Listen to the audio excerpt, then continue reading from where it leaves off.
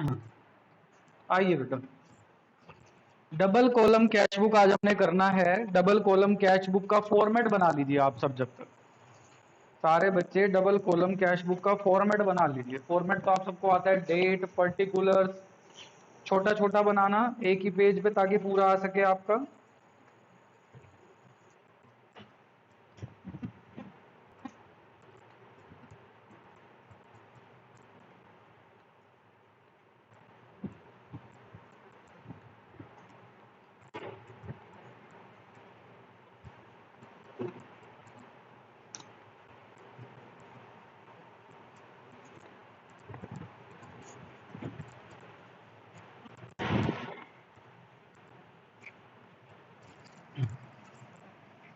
देखिए बच्चे, स्क्रीन पे आ रहा है, देखना बाहर तो नहीं जा रहा बेटा। फॉर्मेट में था हमारा डेट, पर्टिकुलर्स। मैं वाउचर नंबर नहीं बना रहा क्योंकि उसका यूज नहीं होता, लेकिन आपको बनाना है बेटा। मैं इसलिए नहीं बना रहा, जगह बेटा पूरी आ जाए ताकि। Cash column, bank column, date, फिर से particulars,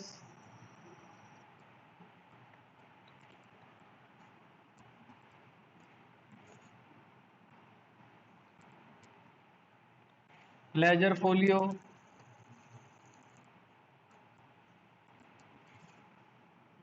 cash column, bank column.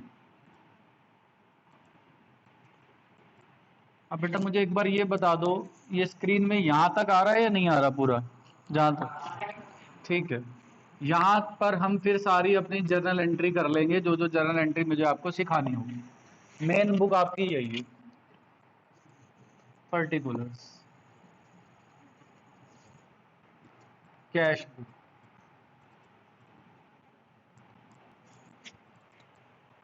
देखिए बच्चे, पढ़ते हम started business with cash. Question साथ साथ पढ़ना है मेरे साथ सबने, और फिर देखेंगे मैं ट्रांजैक्शन जो करूंगा बेटा। बिजनेस स्टार्ट होता है, कैश में एंट्री होती है, cash account debit to capital. तो कैश की डेबिट साइड पे अमाउंट लिखेंगे 1 लाख, और नाम दूसरा लिखेंगे बेटा क्या, टू कैपिटल अकाउंट। सब बच्चे नोटिंग बाद में करेंगे, समझेंगे अभी, बस फॉर्मेट बनाने के लिए बोला था, अब छोड़ देंगे। हाँ पेन समझ लो। Second point, open a current account in central bank. बेटा जब मैं पढ़ रहा हूं तो सबने नीचे देखना है पॉइंट के ऊपर, मुझे नहीं देखना। इलस नंबर 9 बोला है ना बेटा, मैंने 9 बोला था ना। ओपन अ, हाँ कनन बेटा क्वेश्चन मिल गया आपको, जब मैं फोटो भेजूं जल्दी बताइए। ओके बेटा, open the current account in central bank and deposited 80,000। बेटा मैंने ना एक बैंक में अकाउंट खुलवाया और कितने रुपए जमा कराए, पढ़ो, 80,000 रुपीज वहां पर सबमिट करा दिए, जमा करा दिए। बेटा कैश पड़ा था जेब में, उठा के बैंक में डलवा दिया, तो एंट्री क्या होगी बताओ? Bank account debit to cash, contra entry. Bank debit to cash account, bank में अमाउंट लिखेंगे, कितना अमाउंट है 80। फिर कैश की क्रेडिट साइड पे क्या आएगा बेटा 80, और नाम किसका आएगा, बाय बैंक का। इसको बोलते हैं बेटा contra entry. Contra entry, date डाल देते हैं इसका जून 2, जून दे रखा है भाई।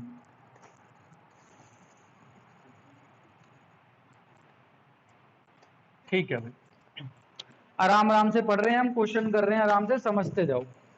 Further capital introduce 50,000, out of which 40,000 deposited into bank. देखो बेटा मैं पैसा लेके आया कितना, 50,000 बिजनेस में लगाने के लिए। 50 में से आते ही मैंने 40 कहां डलवा दिए, बैंक में। तो मैं टोटल 50,000 रुपीज लेके आया था, यहाँ 50 पड़े थे। 50 में से 40 उठा के कहां डलवा दिए, बैंक में। तो यहाँ कितने बचे बाकी, 10। कैश 10 पड़ा हुआ है, बैंक में कितने चले गए 40। Cash debit, bank debit to capital, क्योंकि क्या लिखा हुआ है, फर्दर कैपिटल इंट्रोड्यूस। तो कैश डेबिट 10,000, बैंक डेबिट 40,000, बोलो बेटा टू कैपिटल अकाउंट। डेट बताओ बच्चों, डेट इज 3 जून। अब आएंगे goods purchase ₹60,000 plus CGST SGST 6%, issue a cheque for the same. देखो बेटे, जिन्होंने जीएसटी नहीं पढ़ा वो बच्चे वो समझेंगे, जिन्होंने जीएसटी नहीं पढ़ा वो बच्चे समझेंगे। हाँ, इधर देख लो बेटा, आप दोनों स्पेशली बच्चे, जब भी हम कोई चीज परचेज करते हैं बेटा, परचेज करते हैं, कितने रुपए की परचेज करी है जी? 60,000। बेटा आप किसी रेस्टोरेंट में खाना खाने जाते हैं, 100 रुपीज की चीज होती है, उसके ऊपर टैक्स लगता है मान लो 10 रुपीज, आपको कितने देने पड़ते हैं? 110, 110 रुपए देने पड़ जाते हैं। ऐसे ही बेटा आपने भी नहीं पढ़ा शायद जीएसटी ना मेरे साथ, तो जिन्होंने नहीं पढ़ा वो बच्चे ध्यान से देखेंगे, ठीक है बेटा। टैक्स लगने से चीज की वैल्यू क्या हो जाती है? बढ़ जाती है, मतलब अमाउंट बढ़ जाता है। और बेटा जीएसटी, अगर आप लोग कभी रेस्टोरेंट वगैरह में जाओ खाना खाने के लिए, तो आप ना वो पर्ची देखना जिसके ऊपर बिल बना होता है। पर्ची में ना 2 टैक्स लगे होंगे आपके पास, एक सीजीएसटी और एक एसजीएसटी, ठीक है जी।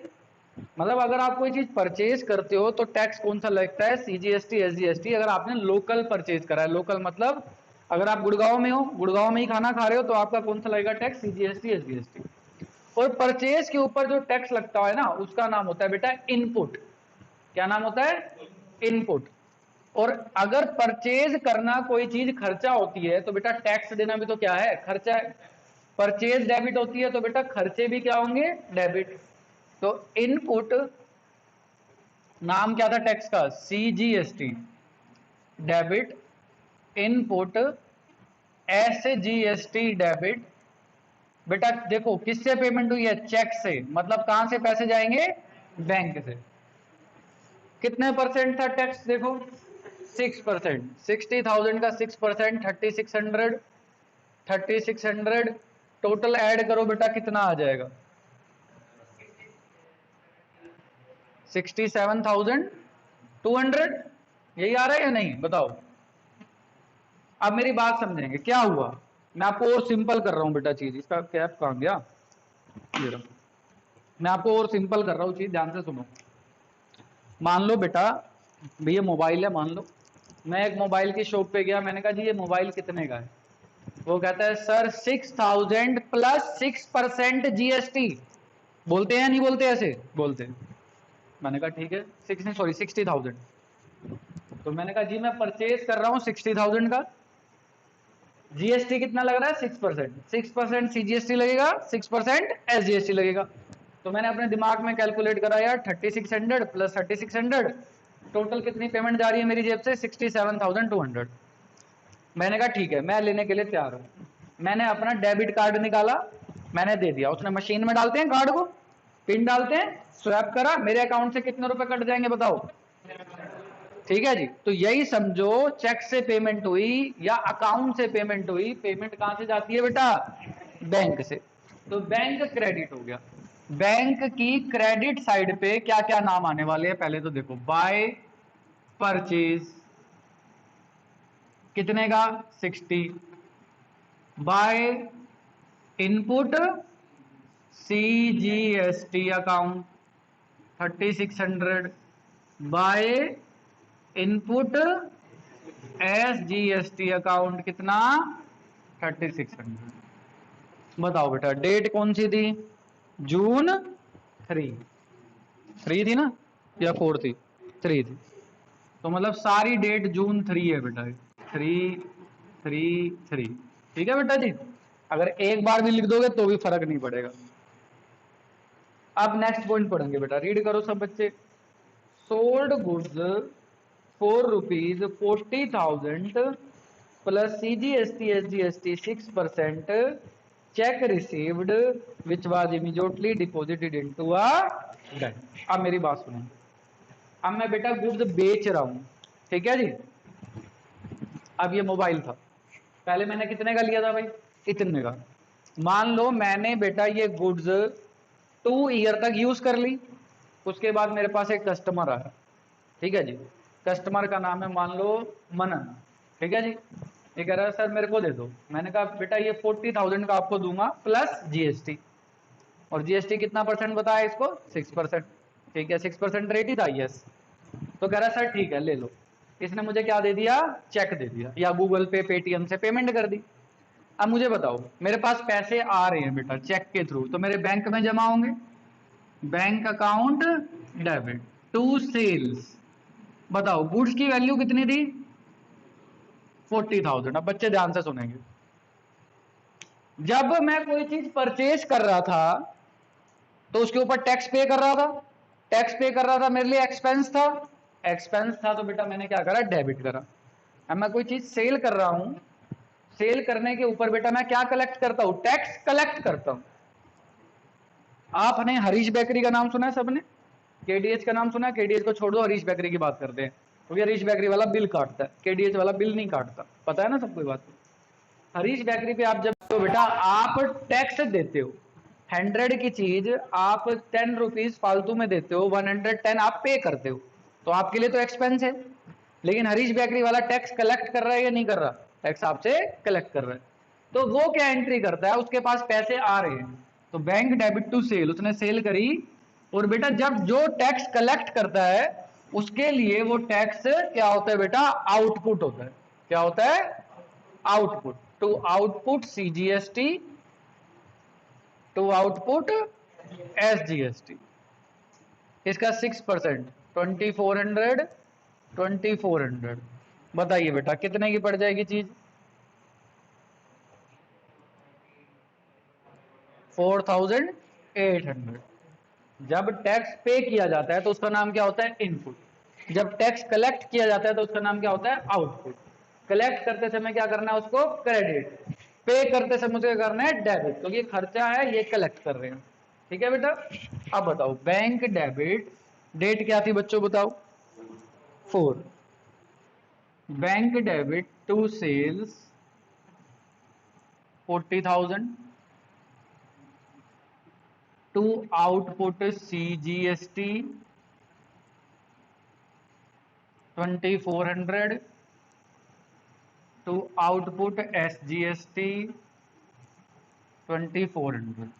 डेट क्या थी बच्चों, 4, सेम। तो आप ऐसे भी लिख सकते हो बेटा, सेम डेट पे एंट्री हो रही है, एरो लगा दी, ठीक है जी। आइए next, sold goods to Ram on credit plus CGST SGST 6% each. देखो बेटा ये एंट्री वैसे मेरे को यहाँ पर नहीं करनी चाहिए थी, क्योंकि अगर मैं एक जर्नल प्रॉपर बना रहा हूं तो जर्नल प्रॉपर में सिर्फ क्रेडिट ट्रांजैक्शन आती है।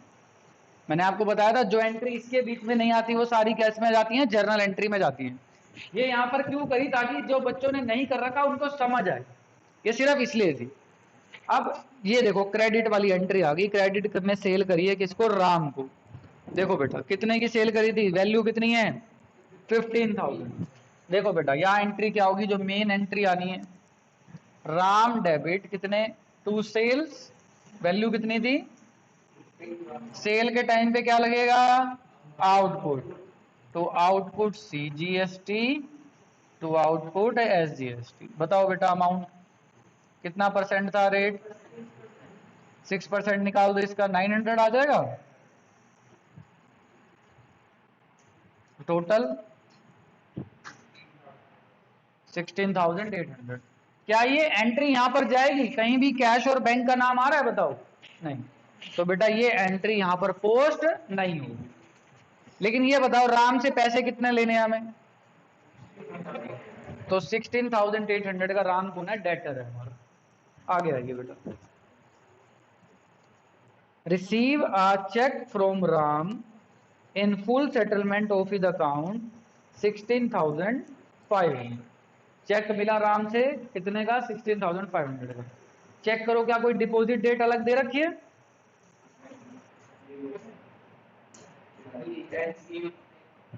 हाँ जी बेटा कुछ बोल रहा है कोई,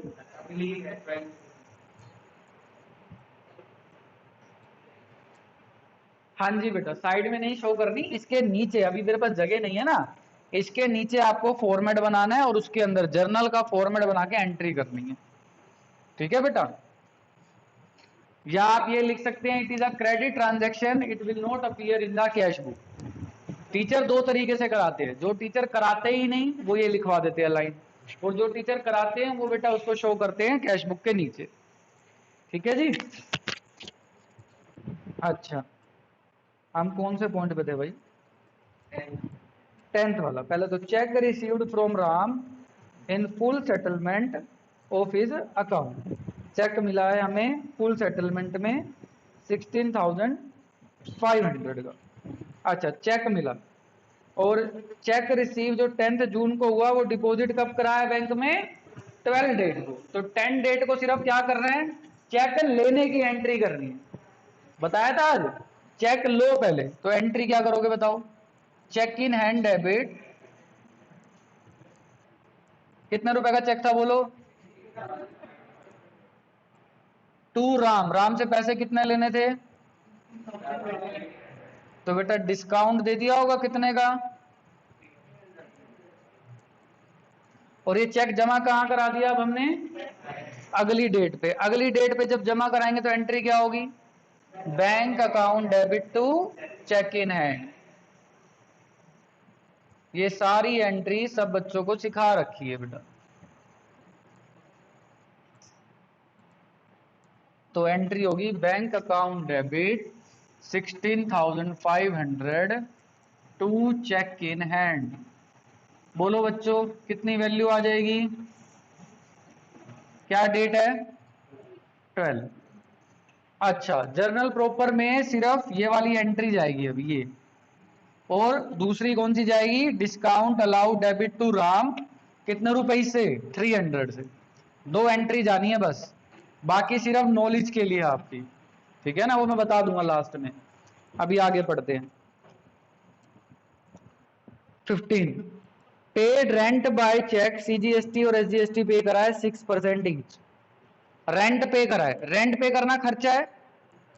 खर्चे के ऊपर कौन सा टैक्स लगता है? इनपुट। मैं बार बार बोलूंगा, ध्यान रखना।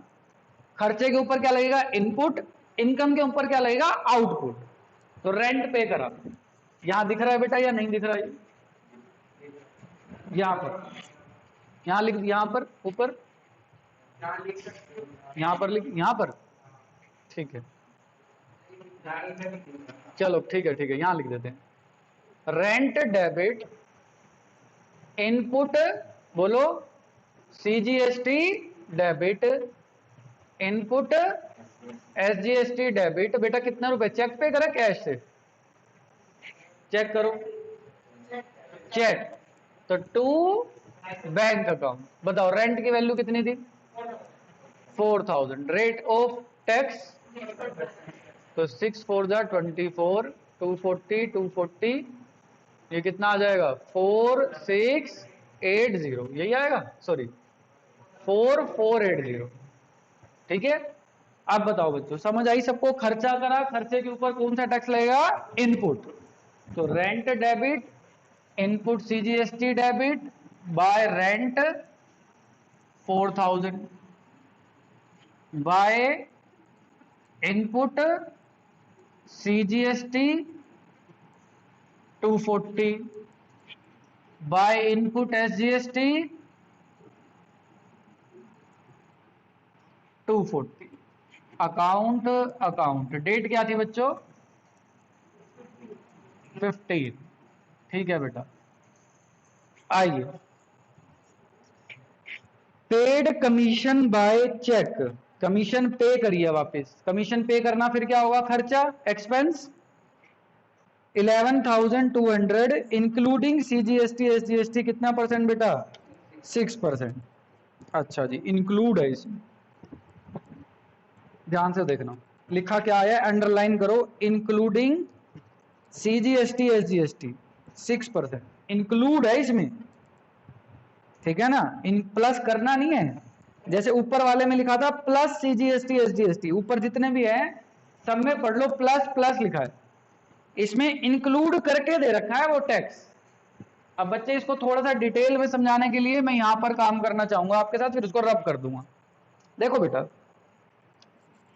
कोई भी चीज होती है वो 100% के बराबर होती है। अगर उसमें 6% का CGST और 6% का SGST ऐड कर दें तो वो टोटल 112% बन जाएगी।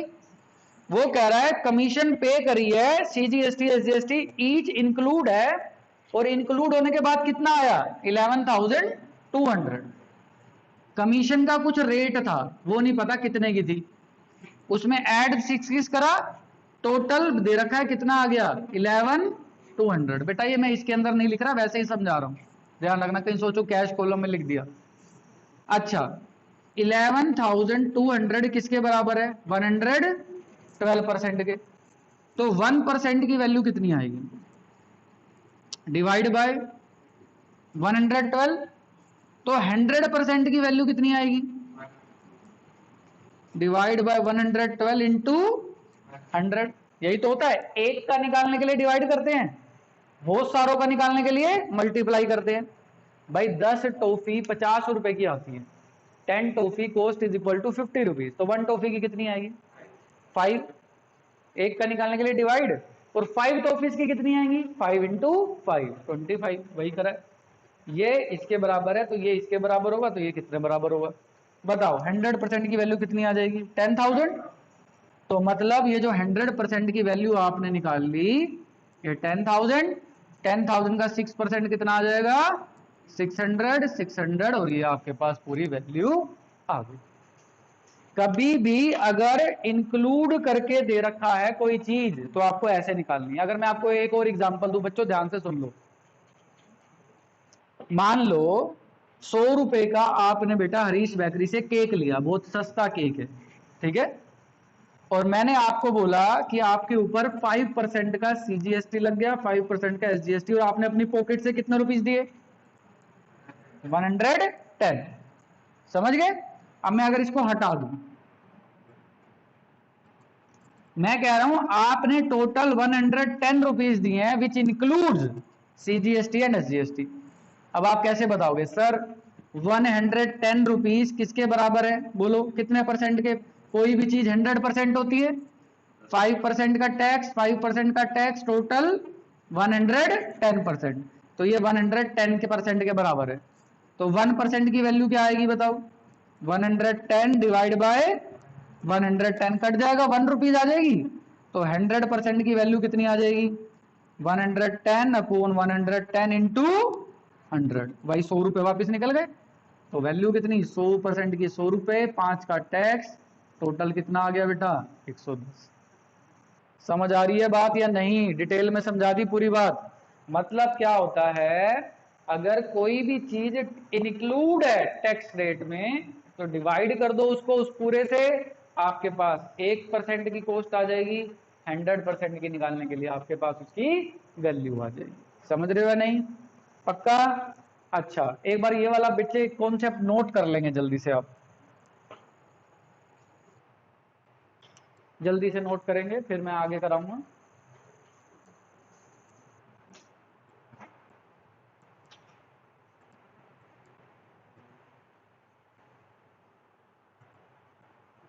हाँ जी कनन, महक, वंशिका बेटा समझ आ रही हैं सारी बातें?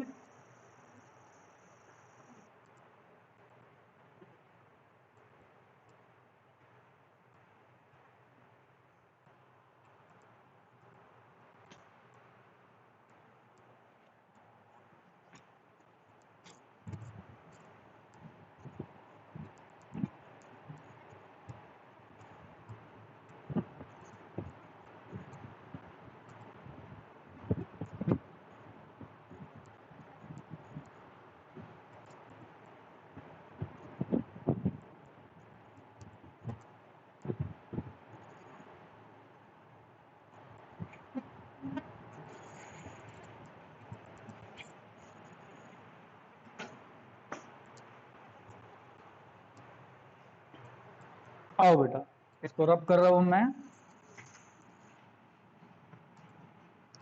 तो आपके पास कमीशन का बेटा अमाउंट निकल गया 10,000।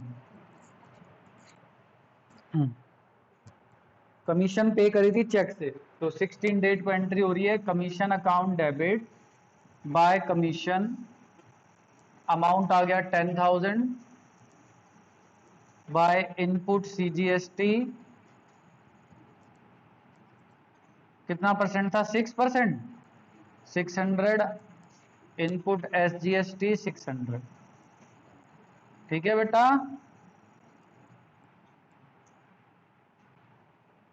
16 डेट हो गया। Next 18 drew cheque for personal use. Personal use के लिए बेटा आपने क्या कर लिया, चेक से, चेक मतलब पेमेंट निकाल ली बैंक से। ठीक है, विड्रू बाय चेक है और पर्सनल यूज, क्या एंट्री होगी बताओ? Drawings account debit to bank, date क्या थी? अमाउंट, ठीक है बेटा। Next withdrew from bank for office use, bank से पैसा निकाल लिया ऑफिस यूज के लिए।